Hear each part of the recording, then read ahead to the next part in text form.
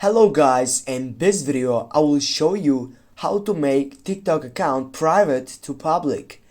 Now when you're on your profile section on your TikTok account, as you can see on my upper side it says private account.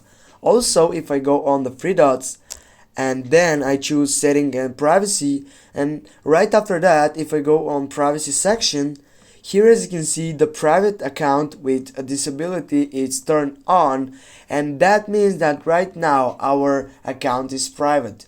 Now what we're gonna do to get up to public account, we need just to put this off section by tapping on the button, and as you can see change to public account. You need just to go for confirm.